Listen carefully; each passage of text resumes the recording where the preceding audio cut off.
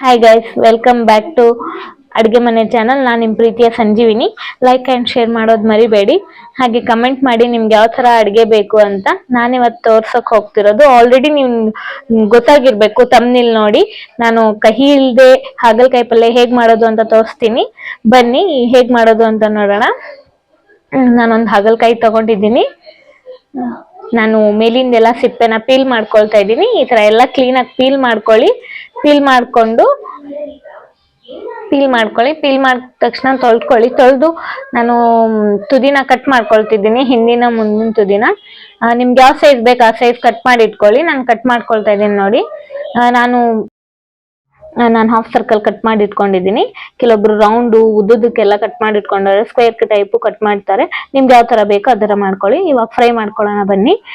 ಕ್ಲೀನಾಗಿ ಡೀಪಾಗಿ ಫ್ರೈ ಮಾಡ್ಕೊಳ್ಳೋಣ. ನಾವು ಕಟ್ ಮಾಡಿ ಇಟ್ಕೊಂಡಿರೋ ಹಾಗಲಕಾಯಿನೆಲ್ಲಾನು. ಕೆಲವೊಬ್ರು ಹಾಗಲಕಾಯಿ ತಿನ್ನೋಕೆನೆ ಕಷ್ಟ ಪಡ್ತಿರ್ತಾರೆ. ಅವ್ರಿಗೆ ನಾನ್ ಮಾಡ್ತಿರೋ ತರ ಎಲ್ಲ ಮಾಡ್ಕೊಡಿ, ಇನ್ನೊಂದ್ಸಲ ತಿನ್ಬೇಕು ಅನ್ಸುತ್ತೆ. ಇವಾಗ ಡೀಪಾಗಿ ಫ್ರೈ ಆಗಿದೆ. ಇದನ್ನ ನಾವು ಒಂದ್ ಪ್ಲೇಟಲ್ಲಿ ಟ್ರಾನ್ಸ್ಫರ್ ಮಾಡ್ಕೊಳ್ಳೋಣ. ನಾನು ಒಂದು ಬೌಲ್ ಇಟ್ಕೊಂಡಿದ್ದೀನಿ, ಸ್ವಲ್ಪ ನೀರ್ ಹಾಕೊಂಡಿದ್ದೀನಿ, ಸ್ವಲ್ಪ ಉಪ್ಪು ಹಾಕಿ ಇವಾಗ ನಾವೇನ್ ಫ್ರೈ ಮಾಡ್ಕೊಂಡಿದ್ವಲ್ಲ ಅದೇ ಹಾಗಲಕಾಯಿನ ಇದ್ರಲ್ಲಿ ಹಾಕಿ ಕ್ಲೀನಾಗಿ ತೊಳ್ಕೊಳ್ಳೋಣ. ಕ್ಲೀನಾಗಿ ತೊಳ್ಕೊಂಡ್ರೆ ಈ ತರ ಮಾಡಿದ್ರೆ ಹಾಗಲಕಾಯಿ ಕೈ ಎಲ್ಲ ಹೋಗುತ್ತೆ.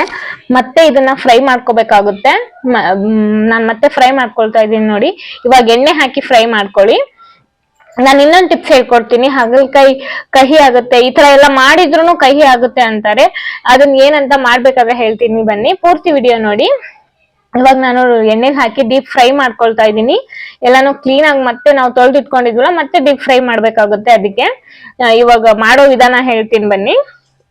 ಇದನ್ನ ಪ್ಲೇಟ್ಗೆ ಟ್ರಾನ್ಸ್ಫರ್ ಮಾಡ್ಕೊಳ್ಳಿ. ನಾನು ಮತ್ತೆ ಕಡಾಯಿ ಇಟ್ಕೊಂಡಿದ್ದೀನಿ ಸ್ಟವ್ ಮೇಲೆ. 8 ಟೇಬಲ್ ಸ್ಪೂನ್ ಅಷ್ಟು ಎಣ್ಣೆ ಹಾಕೊಳ್ಳಿ. ಒಗ್ಗರಣೆಗೆ ಜೀರಾ, ಸಾಸಿವೆ, ಕೊತ್ತಂಬರಿ, ಕರಿಬೇವು ಹಾಕೊಂಡು ಒಗ್ಗರಣೆ ಕೊಟ್ಕೊಳ್ಳೋಣ. ನಾನು ಮೀಡಿಯಂ ಸೈಜ್ ಆನಿಯನ್ ತಗೊಂಡಿದ್ದೀನಿ. ನೀವು ಸ್ವಲ್ಪ ಜಾಸ್ತಿ ಜನ ಇದ್ರೆ ದೊಡ್ಡದಕ್ಕೆ ತಗೋಬಹುದು. ಹಾಗೆ ನಾನು ಮೀಡಿಯಂ ಸೈಜ್ ಟೊಮೆಟೊನು ತಗೊಂಡಿದ್ದೀನಿ. ಟೊಮೆಟೊ ಬೇಗ ಸಾಫ್ಟ್ ಆಗ್ಲಿ ಅಂತ ನಾನು ಉಪ್ಪು ಹಾಕ್ತೀನಿ. ಹಾಗೆ ಟೇಸ್ಟ್ಗೂ ಕೂಡ ಟೊಮೆಟೊ ಸಾಫ್ಟ್ ಫ್ರೈ ಮಾಡಿ. ಟೊಮೆಟೊ ಸಾಫ್ಟ್ ಆಗೋವರೆಗೂ.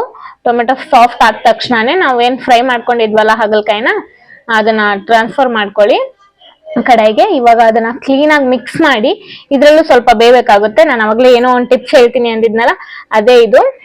ಏನಿಲ್ಲ, ನೀರ್ ಹಾಕ್ಬೇಡಿ. ನೀರ್ ಹಾಕದಷ್ಟು ಹಾಗಲಕಾಯಿ ಕಹಿ ಬರುತ್ತೆ.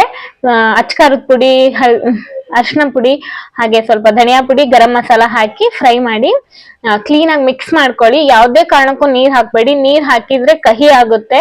ಎಣ್ಣೆಲ್ಲೇ ಫ್ರೈ ಮಾಡ್ಕೊಳ್ಳಿ. ನಮ್ಗೆ ಸ್ವಲ್ಪ ಗ್ರೇವಿ ಟೈಪ್ ಬೇಕು ಅಂದ್ರೆ ನೀವು ಎಣ್ಣೆ ಜಾಸ್ತಿ ಹಾಕಿ ಮಾಡ್ಕೋಬಹುದು. ಈ ತರ ಮಾಡಿದ್ರೆ ಒಂದ್ಸಲ ಟ್ರೈ ಮಾಡಿ ನೋಡಿ. ಈ ತರ ಯಾವತ್ತು ಹಾಗಲಕಾಯಿ ತಿಂದೇ ಇರೋರು ಕೂಡ ತಿಂತಾರೆ. Thank you for watching.